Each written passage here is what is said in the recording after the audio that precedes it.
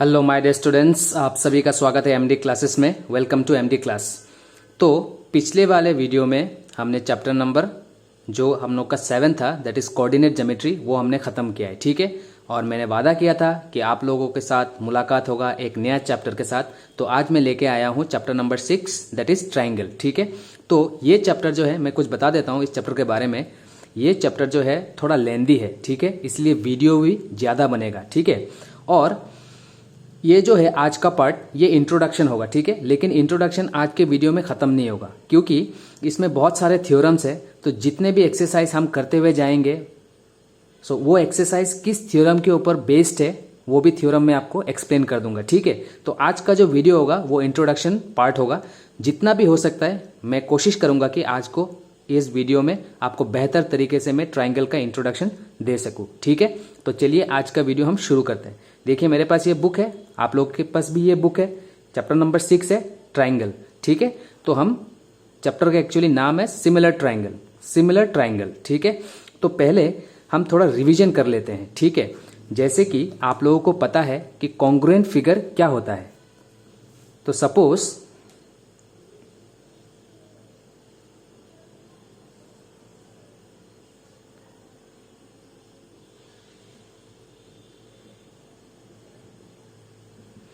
ये दो ट्राइंगल है, triangle ABC and triangle DEF। ठीक है, तो आप लोगों ने क्लास 8 एंड क्लास 9 में आप लोगों ने पढ़ा है कॉन्ग्रुएंसी के बारे में। ठीक है,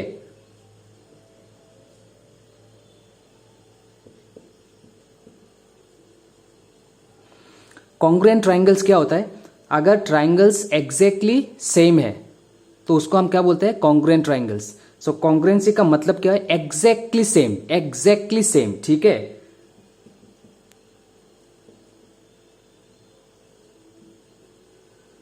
एग्जैक्टली सेम। तो इन दोनों फिगर को हम बोलते हैं कॉन्ग्रुएंट ट्राइंगल्स। या फिर कोई भी फिगर को अगर दोनों एग्जैक्टली सेम है in terms of shape and size, अगर दोनों का शेप एंड साइज बराबर है, exactly same, that is their shape and size are same.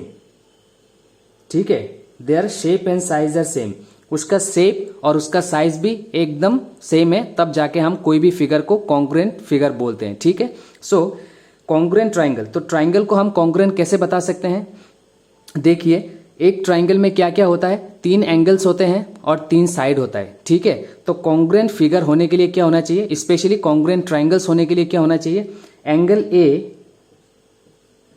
Should be equals to, angle A का कॉरस्पॉन्डिंग एंगल कौन सा है? कॉरस्पॉन्डिंग मतलब इसका रिलेशन में कौन सा एंगल है इस ट्राइंगल में? मैं बोल सकता हूं कि एंगल D है। ठीक है, मान लेते हैं कि एंगल D है। So angle A should be equals to angle D। ठीक है, एंगल B, अगर एंगल B और एंगल E इक्वल है, इक्वल्स टू एंगल E। ठीक है, and angle C equals to angle F, angle C equals to angle F। ठीक है, और अगर इसका साइड जो AB है, इसका कॉरस्पॉन्डिंग साइड मैं मान लेता हूं कि ये साइड है। सो AB का कॉरस्पॉन्डिंग साइड है DE इस ट्राइंगल में। सो AB इक्वल्स टू DE अगर है, ठीक है, BC इक्वल्स टू, इसका कॉरस्पॉन्डिंग साइड ये है, अगर ये इसका बराबर है, एंड AC इसका कॉरस्पॉन्डिंग साइड में मान लेता हूं कि ये है।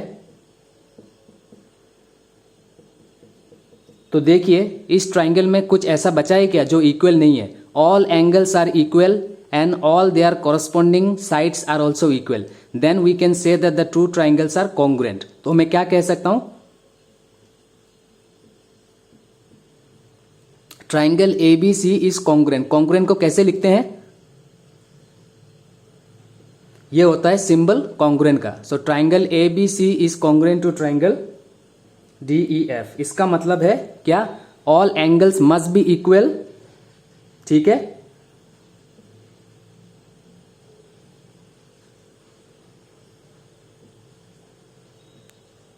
All angles are equal and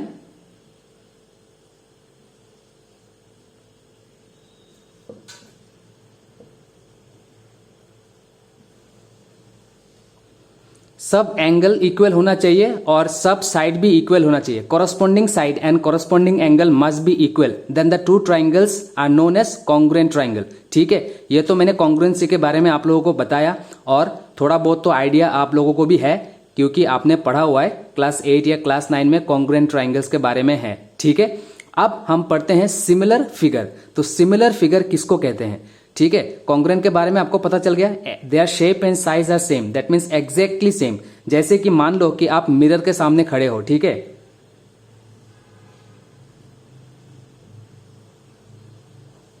ये है मिरर। तो जब आप मिरर के सामने खड़े होते हो तो क्या होता है, आपका जो इमेज है आपको दिखाई देता है।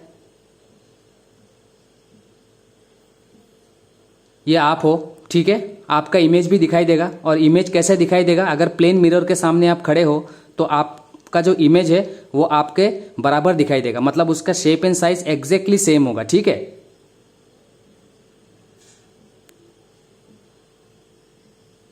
तो आप क्या कह सकते हो कि आपका जो बॉडी है और आपका बॉडी का जो इमेज बना है ये दोनों कॉन्ग्रुएंट फिगर है, मतलब आपका इमेज में और आप में कोई भी फर्क नहीं रहेगा। तो कॉन्ग्रुएंसी का मतलब पता चल गया ना।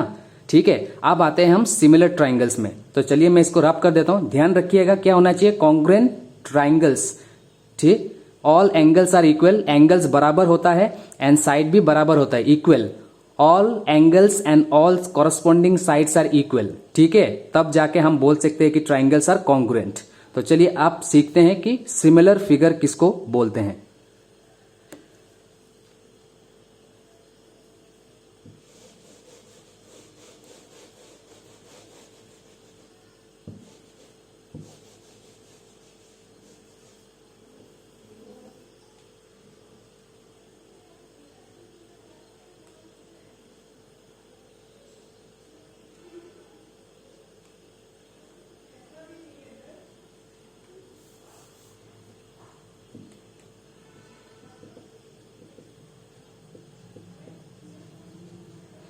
सिमिलर फिगर्स, ठीक है, तो कुछ फिगर हम देख लेते हैं।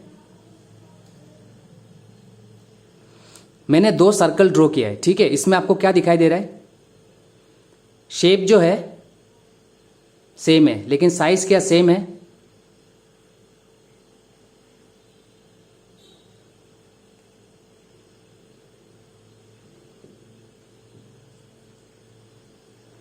ठीक है, ये देखिए, ये दोनों में मैं बोल सकता हूं कि their shapes are same but sizes are not same. So ये दोनों को मैं बोल सकता हूं कि सिमिलर फिगर। ठीक है, इन दोनों को मैं बोल सकता हूं सिमिलर फिगर। ऐसे में कुछ भी 2 ट्राइंगल ले लूं या फिर एनी 2 क्वाड्रिलेटरल ले लूं,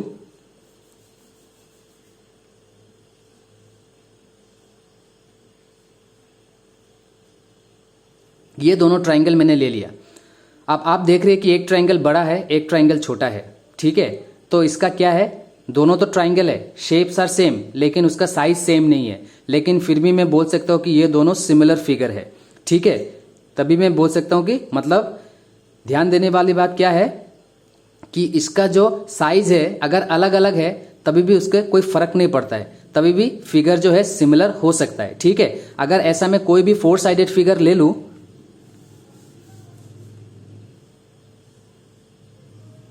सपोज ये एक बड़ा स्क्वायर, ये एक छोटा स्क्वायर। ठीक है, तो इन दोनों फिगर को भी मैं सिमिलर फिगर बोल सकता हूं।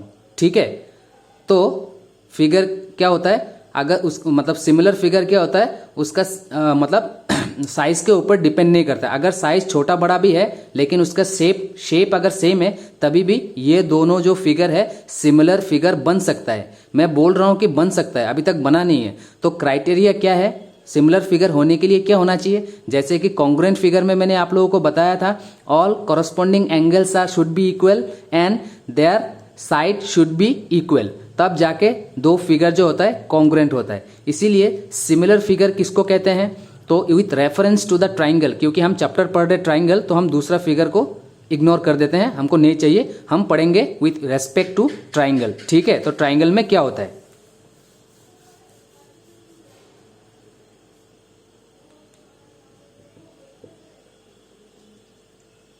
Similar triangle. तो दो ट्राइंगल को मैं सिमिलर कैसे बोल सकता हूं? अगर उनका एंगल इक्वल होता है, ठीक है।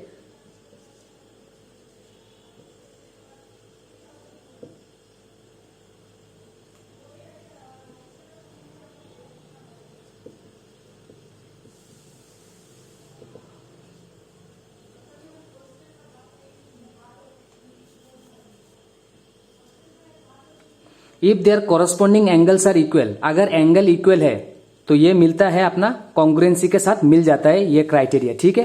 दैट इज एंगल ए, इसका कॉरस्पॉन्डिंग एंगल अगर ये मान लो तो angle B should be equals to angle E and angle C should be equals to angle F, ठीक है। तो ये तो कॉन्ग्रुएंसी के साथ मैच करता है, लेकिन दूसरा जो पॉइंट है ये आपको ज्यादा से ज्यादा ध्यान देना है। If their corresponding angles are equal and their corresponding sides should be in same ratio और इन प्रोपोर्शन।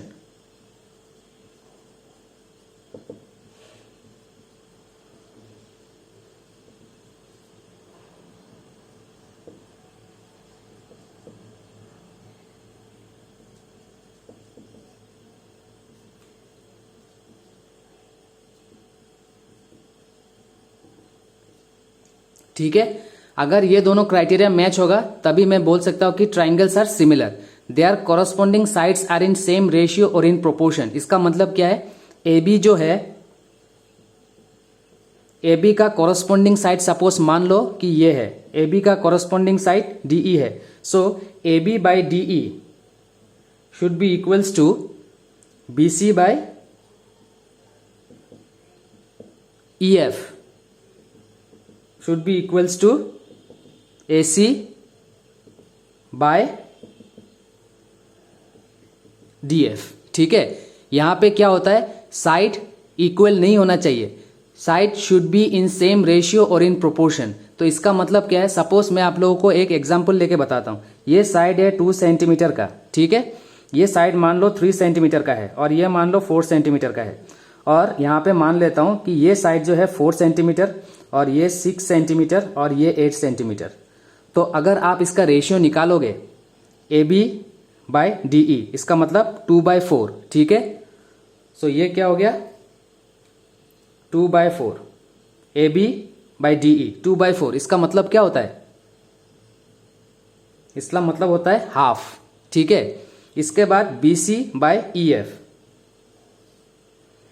3/6, इसका भी मतलब क्या होता है? हाफ, है ना। फिर ए सी बाई डी एफ, तो ये हो गया 4 और ये हो गया 8, तो इसका भी मतलब half. So there corresponding sides should be in same ratio और इन प्रोपोर्शन। देन ये दोनों क्राइटेरिया मैच होना चाहिए, तब हम बोल सकते हैं कि triangle A B C is similar to triangle D E F, ठीक है। तो ये दोनों क्राइटेरिया मैच होना चाहिए, ओके, ट्राइंगल को सिमिलर बताने के लिए। सो इसको लिखते कैसे हैं? लिखते इस तरीके से हैं, triangle A B C is similar. Similar का सिंबल होता है ये, ठीक है, इस तरीके से।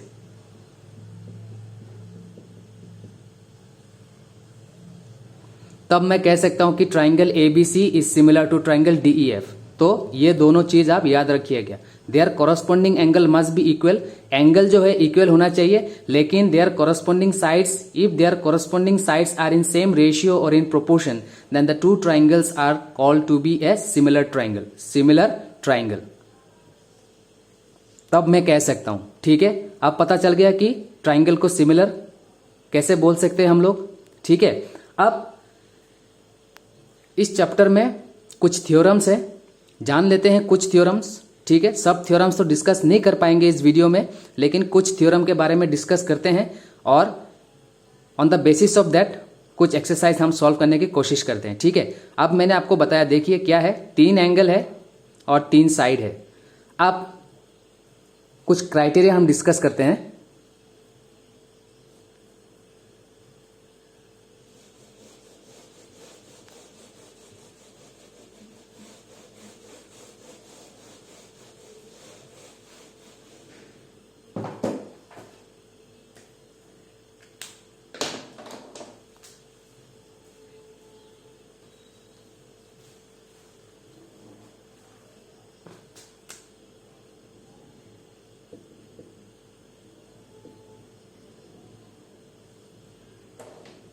क्राइटेरियस, ठीक है।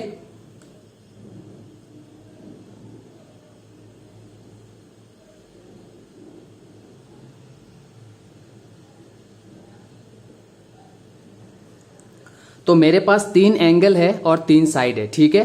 तो तीनों के तीनों एंगल इक्वल मैं दिखाऊं या फिर मैं corresponding sides are in same ratio और इन प्रोपोर्शन दिखाऊं, ये जरूरत नहीं है, ठीक है। पहला क्राइटेरिया है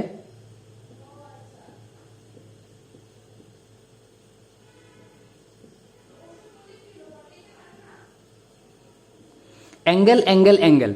किसी भी दो ट्राइंगल में अगर आपने दिखा दिया, ध्यान से सुनिएगा, ठीक है, ध्यान से सुनिएगा। अगर किसी भी दो ट्राइंगल में आपने दिखा दिया कि ये एंगल और ये एंगल बराबर है, ये एंगल और ये एंगल बराबर है, और ये एंगल और ये एंगल बराबर है, ठीक है, तब मैं कह सकता हूं कि ट्राइंगल्स आर सिमिलर। ये जो साइड्स है प्रोपोर्शन में दिखाने का जरूरत नहीं है। Then so angle angle angle, if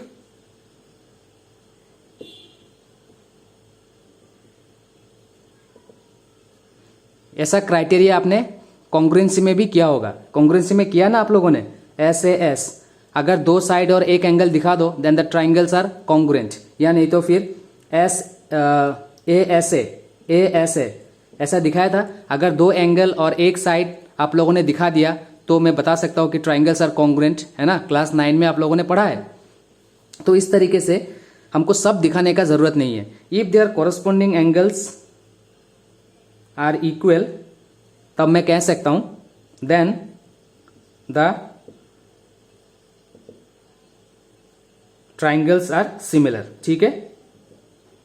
अगर मैंने तीनों एंगल दिखा दिया तब मैं बोल सकता हूं कि ट्राइंगल्स आर सिमिलर है। तो अगर ट्राइंगल सिमिलर है देयरफॉर मैं लिख सकता हूं, ट्राइंगल तो सिमिलर मैंने बता दिया, ठीक है, ट्राइंगल सिमिलर है मैंने शो कर दिया bye angle angle angle criteria, ठीक है, सिमिलरिटी क्राइटेरिया। तब मैं बता सकता हूं कि ए बी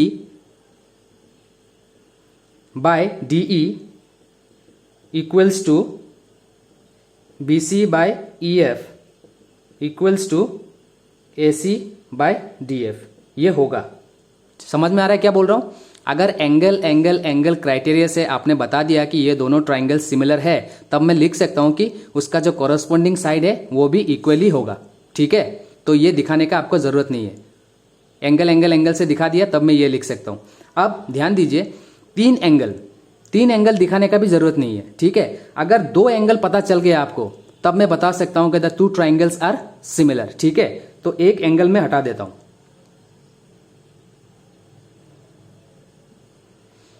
अगर किसी भी दो ट्राइंगल में आपने खाली दो एंगल ही निकाल दिया, suppose this angle equals to this angle आपने दिखा दिया, और कोई भी this angle equals to this angle, या नहीं तो फिर this angle equals to this angle, so दो एंगल दिखाने से भी हो जाता है। Then we can say that the two triangles are what, similar. अगर ट्राइंगल सिमिलर है तो बाकी जो रह गया है वो होगा ही, ठीक है, समझ में आया। तो नेक्स्ट क्राइटेरिया क्या है?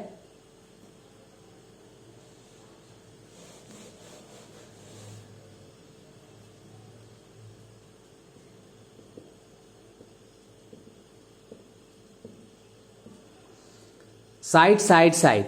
अगर तीनों साइड आपने दिखा दिया, किसी भी दो ट्राइंगल का तीनों साइड आपने दिखा दिया कि तीनों साइड क्या है, इक्वल नहीं, प्रोपोर्शन में है, that means A B by D E equals to B C by E F equals to A C by D F. अगर ये आपने दिखा दिया तो हम कह सकते हैं कि ट्राइंगल्स आर सिमिलर।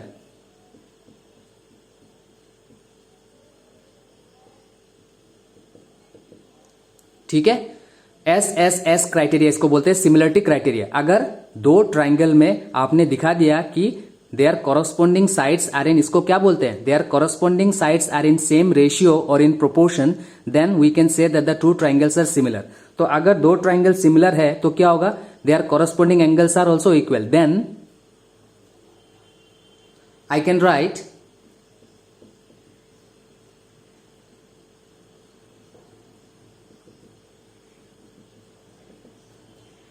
ठीक है, तब मैं ये लिख सकता हूं कि उसका जो कॉरस्पॉन्डिंग एंगल्स है वो भी इक्वल होगा, क्योंकि ट्राइंगल्स आर सिमिलर मैंने दिखा दिया है ना। नेक्स्ट क्राइटेरिया क्या है, ये तो क्राइटेरिया नंबर 2 हो गया, ठीक है। Angle angle, side side side, और नेक्स्ट क्राइटेरिया क्या है?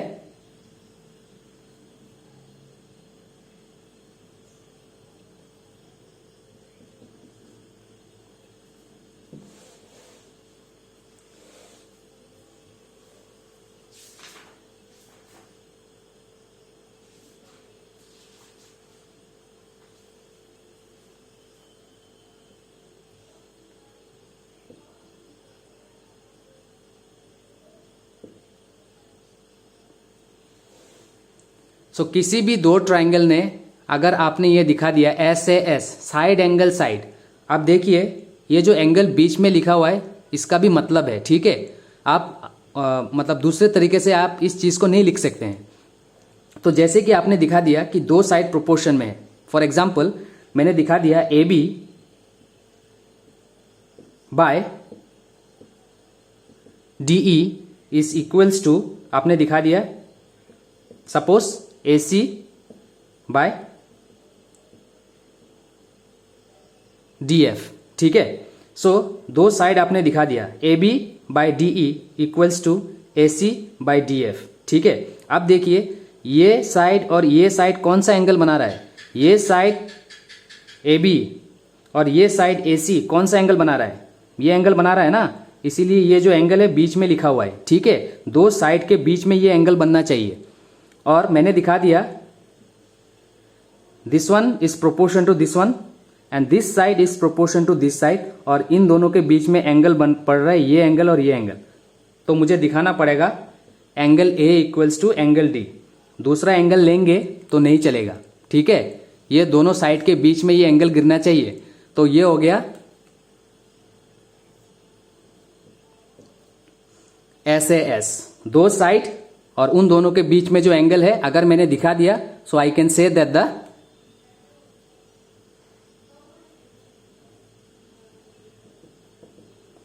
Triangle ABC is similar to triangle DEF, ठीक है।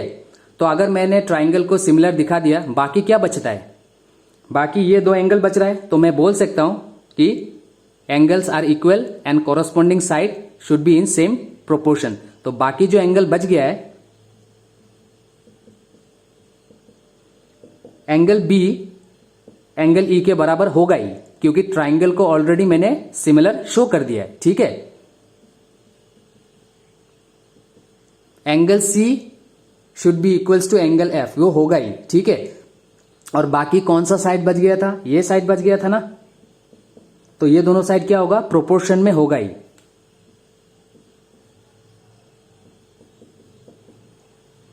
BC बाय EF ये होगा ही, ठीक है। तीन चीज जो है मैंने शो कर दिया है, बाकी जो तीन चीज रह गया वो होगा ही। समझ में आया? तो ये होता है क्राइटेरिया, सिमिलरिटी क्राइटेरिया। तो क्या क्या क्राइटेरिया हमने पढ़ा है? अगर दो एंगल को आप शो कर सकते हो तो मैं बता सकता हूं कि ट्राइंगल्स आर सिमिलर, ठीक है। अगर आप SSS साइड साइड साइड, अगर तीनों साइड आप सेम रेशियो या प्रोपोर्शन में शो कर सकते हो तो मैं बता सकता हूं कि ट्राइंगल्स क्या है? सिमिलर है, ठीक है। और बाय SAS अगर दो साइड और एक एंगल को, ठीक है, ये दो साइड को प्रोपोर्शन में अगर मैं शो कर सकता हूं और उन दोनों के बीच में जो एंगल गिरता है मैं बता सकता, अगर मैं निकाल सकता हूं कि ये दोनों एंगल भी बराबर है, तब मैं बोल सकता हूं कि ट्राइंगल्स आर सिमिलर, ठीक है। तो ये है सिमिलरिटी क्राइटेरिया। इसका मतलब है मैंने जो पहले आप लोगों को बताया था, all angles are equal and all their corresponding sides are in same ratio. ये 6 के 6 चीज दिखाने का जरूरत नहीं है, ठीक है। अगर ये क्राइटेरिया आप ढूंढ लेते हो तो ट्राइंगल्स आर सिमिलर। समझ में आ गया?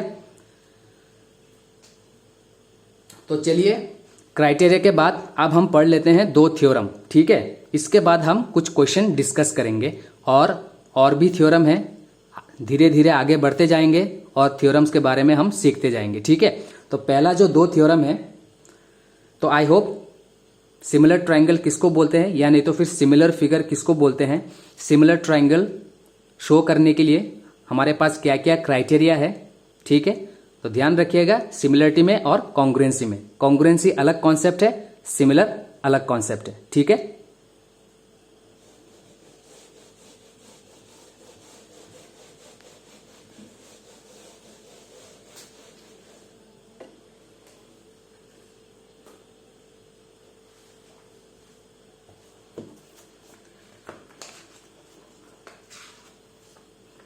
तो देखिए, जैसे कि हमारे पास पहला थ्योरम है, थ्योरम 6.1, इसको हम क्या बोलते हैं, थेल्स थ्योरम भी बोलते हैं, या नहीं तो फिर बेसिक प्रोपोस्टिव थ्योरम भी बोलते हैं। ठीक है, तो इसके स्टेटमेंट में आप लोगों को लिख के समझाता हूं, शायद बुक से आप लोगों को दिखाई नहीं दे रहा है।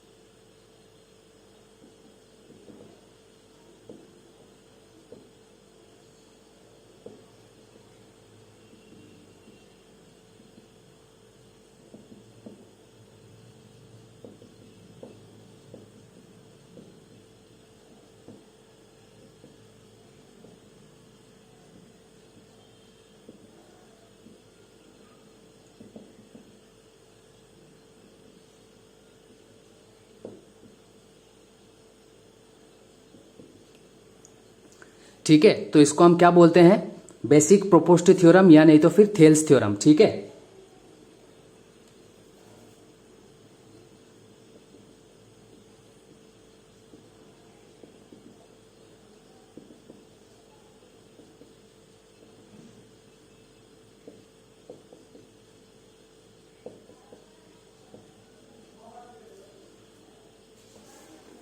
तो इसको हम इस नाम से भी जानते हैं, बेसिक प्रोपोस्टिव थ्योरम, या नहीं तो फिर थेल्स थ्योरम। तो इसको शॉर्ट फॉर्म में कैसे लिखते हैं,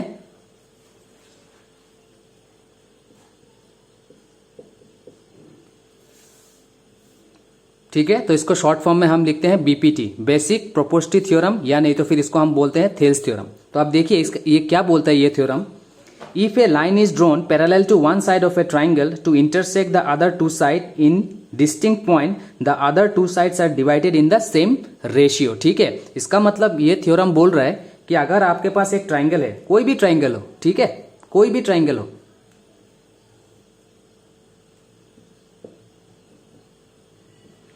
तो इसके अंदर में जब एक लाइन आप पैरेलल ड्रॉ करते हो, पैरेलल टू एनी साइड, किसी भी साइड के पैरेलल, जैसे कि मैंने ये लाइन ड्रॉ किया है,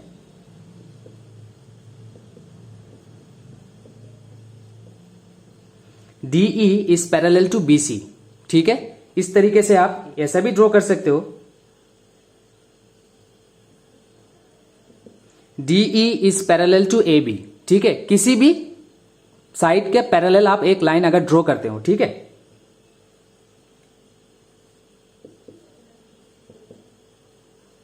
so if a line is drawn parallel to one side of a triangle to intersect the other two side in distinct point, तो जब ये लाइन इसके पैरेलल हो गया तो ये साइड को और ये साइड को कहाँ इंटरसेक्ट किया, इस पॉइंट में और इस पॉइंट में। ठीक है, then the other two sides are divided in the same ratio, तो क्या हो जाएगा, AD by DB will be equals to AE by EC, ये हो जाएगा।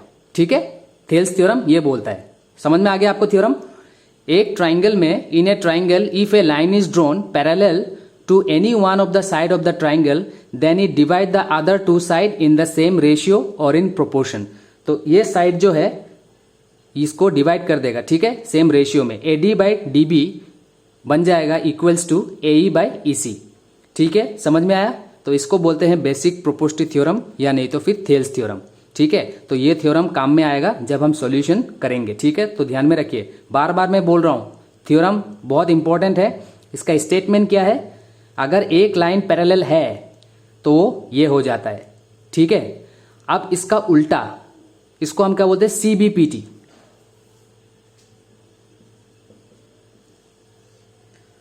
Converse of basic proportionality theorem.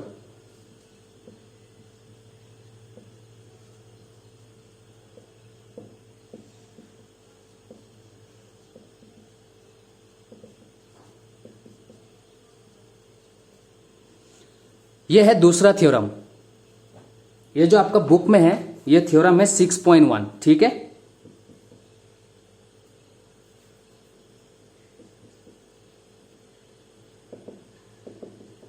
ये थ्योरम है 6.1, ये थ्योरम है आपका 6.2।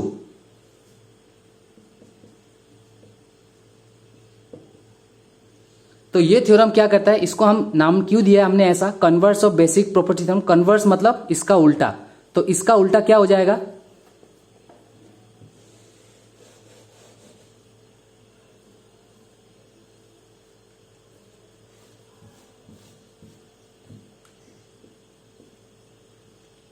ठीक है। तो इसका नाम क्या है, इस थ्योरम का नाम है converse of basic property theorem. तो कन्वर्स का मतलब है उल्टा, तो इसका उल्टा क्या हो जाएगा, आप खुद बताइए इसका उल्टा क्या हो जाएगा। इसका उल्टा ये हो जाएगा, अगर एक ट्राइंगल है, ठीक है, इसके अंदर में एक लाइन है, देखिए पैरेलल नहीं है, इसके अंदर में एक लाइन है, such that it divide the other two side in the same ratio. अगर ये लाइन इसको डिवाइड करता है, अगर हमको मिलता है कि AD by DB is equals to AE by EC, then तो मैं क्या कह सकता हूं, then we can say that ये इसका उल्टा। समझ में आया। ये थ्योरम बोलता है कि एक ट्राइंगल के अंदर में अगर एक पैरेलल लाइन है तो ये होता है, और ये थ्योरम बोलता है अगर एक लाइन है such that it divide the two side in this ratio, तब मैं कह सकता हूं कि the line is parallel, the line DE is parallel to the line BC। समझ में आया, जस्ट इसका उल्टा, ठीक है। तो इसको हम बोलते हैं converse of basic proportional theorem. तो क्राइटेरिया हमने डिस्कस किया, ये दोनों थ्योरम हमने डिस्कस किया, अब इन दोनों के बेसिस पे हम सॉल्व करेंगे क्वेश्चन, ठीक है। लेकिन मैं बार बार बोल रहा हूं कि इंट्रोडक्शन खत्म नहीं हुआ है, और भी थ्योरम्स बाकी है।